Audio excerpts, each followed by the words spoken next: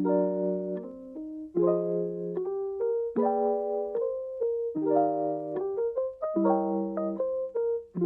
morning to everyone. So this is God's Stage Care and Support Ministries. It's a first video of the Live to Tell series, and of course, ang ating special guest, Nax, would be my dearest sister, Ada Dones. Say hello. Hello to everyone. I'm happy to be here at happy at nakita ko ang kapatid ko. Yes. So, bakit? Kasi she's from Laguna and matagal yung hindi namin pagkikita. So, ngayon lang ulit. And since this is a project that we wanted to share, siya ang una nating sharer. Yan. Okay. So, a little background ate on yourself, your age, family, ganyan.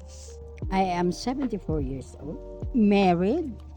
I have 5 kids and 8 grandchildren. Oh, diba? Namunga na siya. Yan. Okay. So, bilang sharer natin as a cancer survivor, please let them know kailan ka na-diagnose and ano yung naging diagnosis sa'yo. Na-diagnose ako ay year 2002. Ilang taon ka nun? Teka, magkwenta ako, wala akong calculator. Kasi nagkaroon kami ng salat suso. Ngayon, nung nagsalat suso ako, nakapako na meron akong bukol sa right breast. Hindi siya gumagalaw. So, nagpa-check ako sa doktor. And finally, naalaman nila na stage 3B. Okay. So, stage 3B, breast cancer. Meron na ba noon nung ER/PR HER2 positive? Triple positive lang? Wala pa? Wala pa. Wala pa. Okay. So, ano yung naging protocol mo nung na-diagnose ka? Relax lang ako.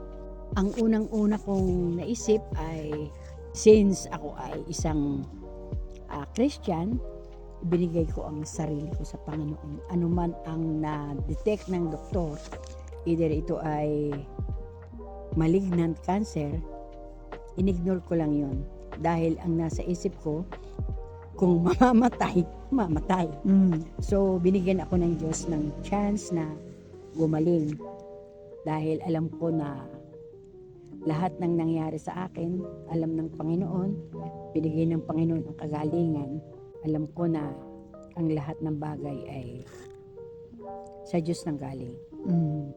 So, anong chemotherapy treatment ang nakuha mo? Ang kinailangan mo? Kinakailangan ko ng 8 sessions ng chemotherapy at 8 sessions ng it's not cobalt. No, radiation. So, hindi ko nagawa lahat. Bali, ang nangyari lang sa akin, ang nagawa ko lang ay 4 na chemotherapy. Ayun lang. Wala na. So, hindi rin ako nakakapagpa-check up. Talagang ang buhay ko ay binigay ko sa Diyos. Okay. So, 8 cycles pero 4 lang ang 4 nagawa lang mo. ang nagawa. Radiation, wala din? No, wala. Okay. Anong dahilan bakit hindi mo natapos yung treatment mo? Unang-una, financial. Pangalawa, hindi na kaya ng katawan ko dahil nahihirapan ako. Okay.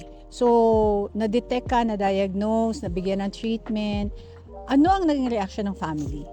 Mga anak mo, yung asawa Siyempre, mo? lahat sila nalungkot, umiyak.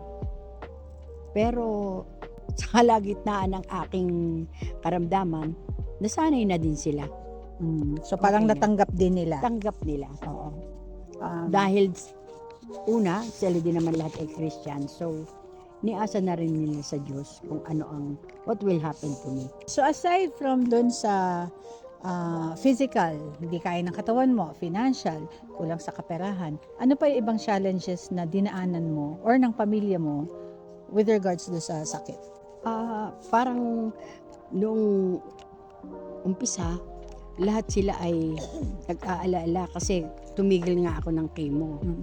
Lalo't higit ang aking mga anak na sabi nila, magpatuloy daw ako magpa-chemo. Pero ayun nga, hindi namin kaya. Kaya sabi ko, iasa na lang natin sa Panginoon na alam kong pagagalingin ako ng Diyos.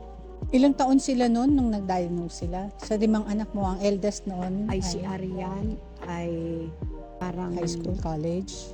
college. So college na. Tapos si Jenjen at si Lenlen ay graduating. Si Jenjen ay PT, si ano ay medtech.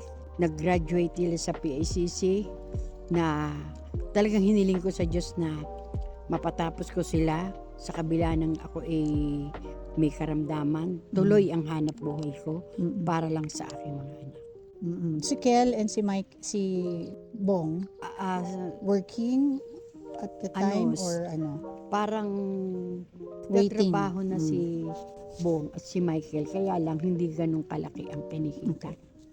So talagang marami pang pinaglalaanan yung, Marami. yung 3 babae. Mm-mm. Okay. So yun. Yung nung na-diagnose ka, ano yung naisip mo? Like, ano yung mga tanong na pumasok sa isip mo? Nung sinabi ng doktor na malignant cancer, nagbiro pa ako sa doktor. Ang sabi ko sa doktor, Dok, ilang taon ako mabubuhay? Yun ang unang tanong mo. Ay nagtanong ko. Ngayon, nung ako'y sinabihan na ng doktor na ituloy-tuloy mo lang yung chemotherapy mo, lahat ng ipapagawa sa yung mga test, sundin mo lang. Ang nagdadala nga ikawalan, kaya basta ang lahat, iniasa ko sa Diyos. Walang iba. Diyos lang ang nag-akay sa akin. Siya lang ang nagbigay sa akin ng lakas ng loob. Siya ang nagbigay sa akin ng tapang, lakas, tatag, kapayapaan, katiwasayan. At tuloy ang hanap buhay ko. Isang buwan pa lang ako na-opera, naghahanap buhay na ako. Ano ang hanap buhay mo para alam nila? Anong ginagawa mo? Ang hanap Para buhay kumita. ko ay direct selling. Sabi nga nung iba, ay kuting-ting everything. Sabihin mo lang kung ano at dadaling ko sa iyo. Wala akong pinahihindian, basta legal, malinis at legal, sunggab ko basta kikita ako para sa aking mga anak.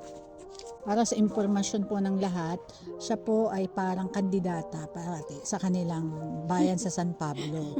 O kahit saan yan, titigil at titigil, may kakawayan, may kakausapin. Kulang na lang tumakbo, pero hindi siya tumakbo. Makikita ko with your faith, tapos faith ng family mo, parang wala kang kinatakutan. Wala. Hindi Laban ako na. natakot. Pero sino ang unang-una mong sinabihan? So, sino kasama mo nang pa-check up ka? Si ate, tsaka si inay. Okay. Maliban sa kanila, since kayo unang 3 nakaalam, sino yung mga una mong nilapitan na pinaalam mo na may sakit kang ganito? Wala.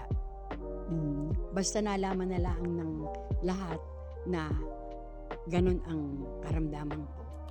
Dahil nung inalis pa lang ang bukol for biopsy, hindi na naging maganda ang takbo ng katawan ko.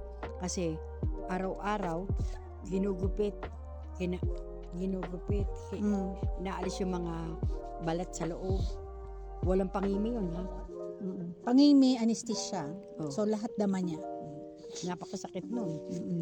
Pero, by the grace of God, lahat ay kinaya ko. So, wala kang Wala nakita na lang nila sa changes ng katawan mo. Lalo't yung mga kaibigan kong doktora, mga nasa ospital, ano sila, ayaw nilang tumingin sa akin, lalo na ako'y kalbong-kalbo. Hindi ako nagkasaklob, hindi ako nag-wiwig. Ito din. Lakad-lakad lang ako sa downtown, hindi ako nahihiya na may bit-bit. Paano pag nagtanong sa'yo, Ada, anong nangyari sa'yo? Bakit ganyan ang buhok mo? Bakit ganito? Sinasabi Paano mo ko ang sinasagot? totoo, gawa ng chemotherapy. Ay palibasa, mga nasa hospital, alam nila. Alam nila kung bakit ako nakalbo, alam nila ang reason kung ano. Alam nila na kinemo, kaya kalbo. Okay. So, dun sa 4 na test mo, hindi napa-CT scan ka pa ba?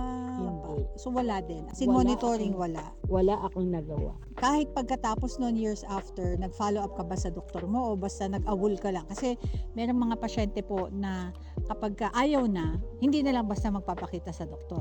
Tapos wala nang kasunod yun. Anong nangyari sa'yo? Hindi na ako bumalik sa St. Luke's kay Dr. Alegre. Hindi na ako bumalik. Hanggang ngayon, Mm-mm. wala kang pasaway, di ba? Pero it's a choice. Kaya yun sinasabi namin. Pero as much as we can encourage yung mga cancer survivors natin to continue yung monitoring, yung surveillance para maging mas maganda, gagawin natin. Ano yung mga side effects? Side effects naman, ano mga naranasan Nung mo kinemo after ako? chemo? Nagsusuka, nahihilo, hindi makakain, hindi makainom, laging tulog, nanaba ako, kakaibang Ano yung taba, taba? siguro. Manas Gawa taba or manas Parang tabang baka kain? gawa ng gamot. Okay. Paano mo yun paano ka nag-cope do sa mga hirap na yun? Wala lang. Wala. Pinagagalitan lang nila ako. Tinatanggap ko naman ang galit. Yung pagsusuka, wala pang mga pagkatas ng chemo noon, meron bang gamot pag uwi mo? Ganun, may binibigay silang gamot. Kasi ngayon may home meds, may pre-meds. Wala akong iniinom na gamot noon. Ang ina-advise sa akin ay iinom daw ako ng tamoxifen for 5 years. Ngayon, ang tamoxifen is very expensive. 75 per capsule. So, hindi ko rin nabili. tuloy, hindi tuloy-tuloy ang bili ko kung ano lang ang kaya ko.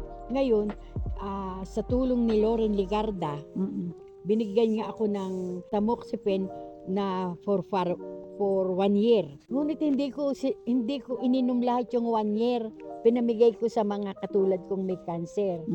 So, sila lahat patay na ngayon. Ako lang ang buhay. Sabi daw kasi, the more you give, the more blessed you are. Kapag ka daw ikaw ay tumutulong, humahaba daw ang buhay mo. Isa siyang katibayan nun. O imaginein mo, isang taong gamutan, hindi niya ininom. Kumbaga, instead, isinare niya. O ngayon yung mga pero yung mga binibigyan, tumanggap naman kayo. Hindi naman ibig sabihin kamamatay niya yun. Di ba? Pero yun, magandang, generous heart talaga si ate. So, Kaya, kahit ngayon, may isa pa lang nabubuhay. Pag nagputi ng lansones, nagputi ng rambutan, dinadalan ako sa bahay. Sabi ko, wag mo akong dalhan. Yung prutas na yan, ibenta mo at ibili mo ng kailangan mong gamot o kung ano man. Yun. So, she's a giver. She's generous. And yun, makita natin dito na noong panahon niya, parang napakalayo, meron ng mga government officials na tumutulong. Na ngayon, nangyayari pa rin naman. Pero yun nga, kailangan nating maging patient, kailangan nating maging humble na kung alam natin kailangan natin, lumapit tayo at humingi ng tulong. Huwag tayo mawawala ng pag-asa. Maraming channel of blessings na gagamitin si Lord. Yan. So, side effects, ayun So, sa ika-4, di na niya kaya. Ano yung pinaka-lowest moments mo during your cancer journey? It can be simula nung na-diagnose ka hanggang doon sa time na parang nakalimutan mo ay may sakit nga pala ako. Dumating ba sa point na yun na parang nawala na sa isip mo na ay cancer survivor pala ako? Or hanggang ngayon nandyan pa din siya? Hindi ko naiisip na hindi ako magbubuhat ng mabigat kasi may may opera ako, may ko. Hindi ko yun inintindi. Kung wala nga akong ovary ngayon, wala akong gallbladder, wala pang isang dede ko. So, relax lang ako. Hindi ko iniintindi yun. So, hindi mo iniisip na isa kang, kumbaga PWD. Pero kaya, humingi ng kaya. PWD. Kaso mo, ayaw nila akong bigyan. That's another issue. Ang PWD ay isa ng karapatan ng mga cancer survivors. Right after your diagnosis, pwede ka nang kumuha sa People with Disability Office ng inyong munisipyo. Dahil doon meron kayong mga benepisyo. So, dapat yun ipaglaban mo. Sige, ipaglalaban ko yan. Oo. Maliban din kasi pag may senior citizen ka na, either or na lang ang pwede. PhilHealth and PWD or PhilHealth and Senior. So kaya parang isa na lang ang Baka kaya hindi ka na pinush mag PWD kasi may senior ID ka na. So ano naman yung greatest challenge? Ang pinakamahirap, ako ang tatay, ako nanay. Dati isipin ko na dapat relax lang ako. Huwag ako mag-iisip. Pero sagana ako sa isipin. Saganang sagana sa stress. Ngayon hindi na stress. S4 na. O bakit daw S4? Kasi stress. Sobra kaya S4. So ano naman yung pinaka-secret mo kung ang mga taong nakikinig ay nasa S. S4 ka, di ba? Baka meron na nasa S5. Ano yung tips na mabibigay mo? Paano sila magkuko? Paano nila lalabanan? Kakayanin yung mga stresses ng buhay? Walang iba na makakasagot yan. Walang iba na makakapagbigay sa iyo ng peace of mind kundi ang Panginoong Diyos. Ibigay mo ang buhay mo sa Diyos. Araw, gabi, kahit anong ginagawa mo, ilaan mo ang buhay mo sa Diyos. Pagtulog mo, ibigay mo sa Diyos. Nagising ka. Ngayon, kung nagising ka na, abay Panginoon, salamat po, nagising ako. Huwag lang yung nagising ka, patay ka na pala. At least, kung nag-pray ka bago ka natulog, alam mo saan ka pupunta. Di ba? Oo. So, yung eternity, no? Sense of surrender kay God, having the assurance of eternity. So, nakikita natin na yung main source of strength mo, yung guidance, nanggagaling kay God. So, maliban kay God, kanino ka pa kumukuha ng support? Saan ka humuhugot ng lakas? Mga anak. Sa mga anak ko, mga apo. Kasi ang pangarap ko at pinagpe-pray ko ay makita ko lahat sila na successful sa buhay. Mga apo ko, nakatapos lahat ng pag-aaral, naging maganda ang buhay bago ako mawala, bago ako kunin ng Panginoon. Dahil nandyan ka na rin lang, tanggalin mong salamin mo, magbigay ka ng message ngayon sa mga anak mo, saka sa mga apo mo. Dahil sila yung nagbibigay ng support. So imagine mo ilang taon yun. Tapos naitawid mo, nandyan ka pa ngayon, nagbibigay ka pa ng inspirasyon sa mga katulad namin, na cancer survivors din. Malaking bagay din na ipaalam natin na ang issue dito hindi lang yung cancer survivor, yung pamilya din. Kasi doon tayo huhugot ng lakas. They are also experiencing the challenges of cancer. Kasi nakikita nila paano tayo nahihirapan. Nahihirapan din sila pag nahihirapan tayo. So kasama sila doon sa lakbayin. Ngayon, dahil sinabi mong sila ang iyong pinaghuhugutan ng lakas, bigay ka mensahe sa iyong mga anak. Ay naku, iiyak ako. Okay lang, madami tayong tissue. Una sa lahat, ang pasalamat ko ay sa Panginoon. Binigyan niya ako ng lakas, buhay, kagalingan, tatag, haba ng pisi sa lahat ng pagtitiis sa pagsubok. Ang lakas ko ay una nanggaling sa Panginoon. Ang lakas ko hugot ko sa aking mga anak na ang pangarap ko ay lahat sila ay maging successful sa buhay. Mga anak apo, maging maganda ang katayuan nila. Sa aking mga anak, ako'y nagpapasalamat sa inyo sa pinagkaloob niyo sa aking pagmamahal. Alam ko na mahal niyo naman ako. Minsan, huwag niyo nalang papansinin yung hindi ko pagkibo dahil siyempre may mga pagkakataon na nag-iisip din ako. Kaya tandaan niyo mga anak, ngayong ako'y malakas pa. Pakatandaan ninyo na mahal ko kayo. Hiling ko sa inyo, kayong 5. Huwag kayong mag-iiwanan. Magmamahalan kayo. Magtutulungan. Una sa lahat, yung mga anak nyo, itaguyod nyo at bigyan ng magandang kinabukasan. Pilitin ninyo na ang bawat isa ay maging maganda ang kinabukasan, maganda ang buhay. Dahil ayan ang pangarap ko, ang bawat isa sa inyo ay maging matagumpay. Kaya pinagpe-pray ko sa Panginoon araw-araw. Hindi ko kayo nalilimutan dahil ang lakas ko, ang saya ko ay lahat ay nasa sa inyo. Hindi nyo lang alam kung gaano ko kayo kamahal. Sobra ko kayong mahal. Alam ko na binuhay ako ng Diyos para sa inyo. Lahat ng pagsisikap ko, lahat ng aking ginagawa ay hinakalaan para sa inyo. At sa aking mga apo, wala akong ibang hiling kundi ang pagmamahal nyo, ang pagkakaisa, magandang pasunuran. Huwag niyong kalilimutan na ang lahat ng bagay ay hingin niyo ng advice sa Panginoon bago ninyo gawin. Tandaan ninyo, walang imposible sa Diyos. Ang imposible sa tao ay posible sa Diyos. Amen. Dahil ang Panginoon lang ang may kapangyarihan sa lahat-lahat. Tandaan ninyo na ngayong ako'y malakas pa, nakakalakad pa. Alam ko na pag ako'y nawala, napanapin din ninyo ako. Opo. Natural. Diba? Oo. we will miss Yes. the presence, pero the memories will always remain. At di Okay. natin alam kung ilang taon pa ulit ang itatakbo mo, di ba? Kaya nga inspirasyon siya. Imagine how many years ago. 40 plus years old siya nung na-diagnose, ngayon ay 74. But she's still alive and kicking. So, hindi natin alam, may kanya-kanya po tayong mga kwento ng buhay kung hanggang saan tayo inilaan ng Diyos na mag-exist dito sa world na to. Amen. Let's just make the most of it. Yes, amen. And yun nga, we always rely on God to provide Amen. everything that we need. Pero ang most important thing is yung trust in God nga. Accepting Jesus Christ as our Lord and Savior, source Amen. of our salvation. The only way that we can have an eternal life. Last message para sa mga kapwa natin cancer survivors. Para po dun sa mga katulad ko na nagkaroon ng breast cancer, ang advice ko lang po, wala po tayong tatakbuhan kundi ang Panginoong Diyos. Maging matatag po tayo sa lahat ng bagay, lahat ng pagsubok. Yan man po ay maganda o hindi maganda.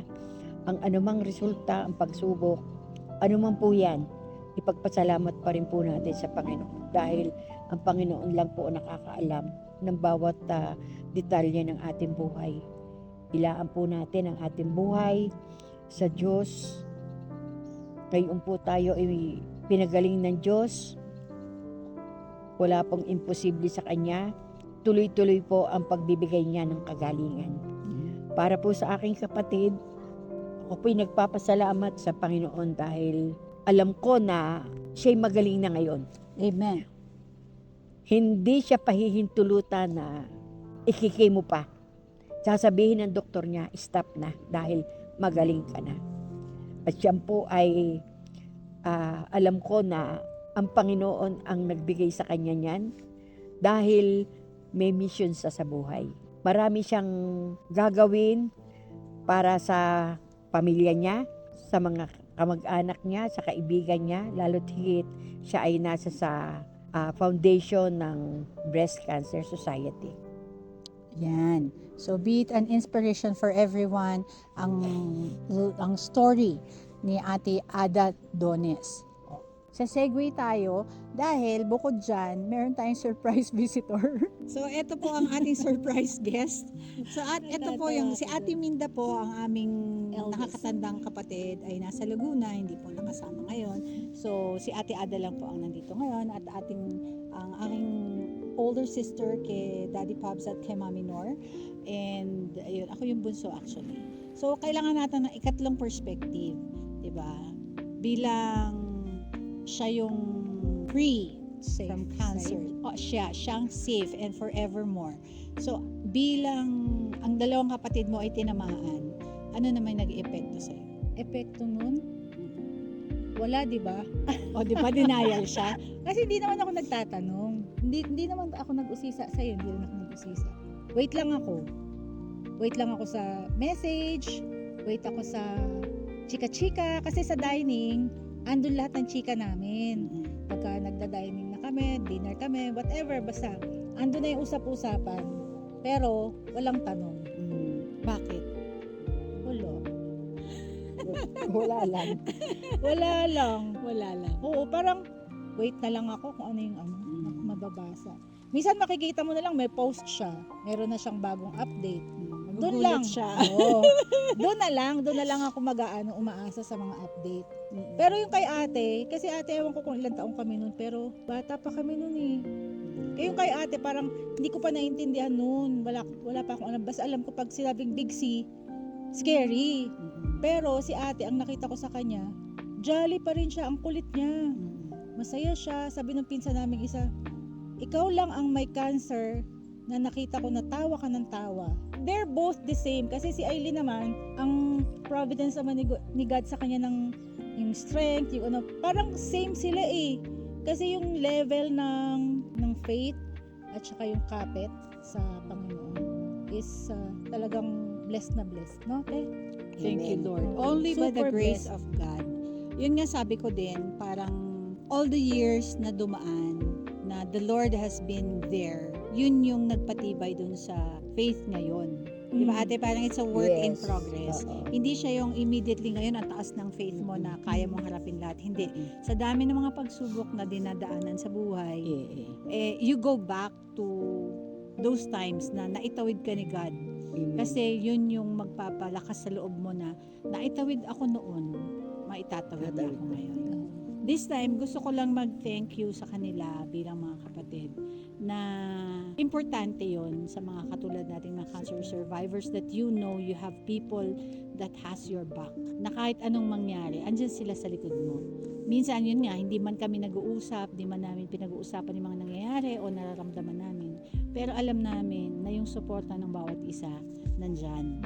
Hindi man natin maibigay yung at that moment na kailangan, pero alam mong nandyan anytime. That gives you the assurance na hindi ka talaga nag-iisa.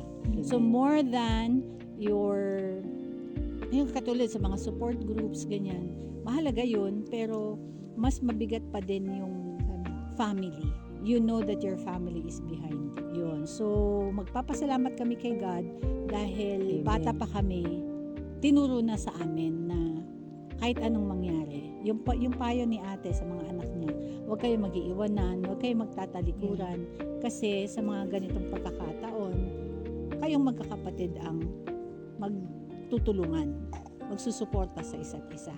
So, for all this na aming dinadanas, it's all for, bigla ko naalala ang tatay namin, who also died of liver cancer.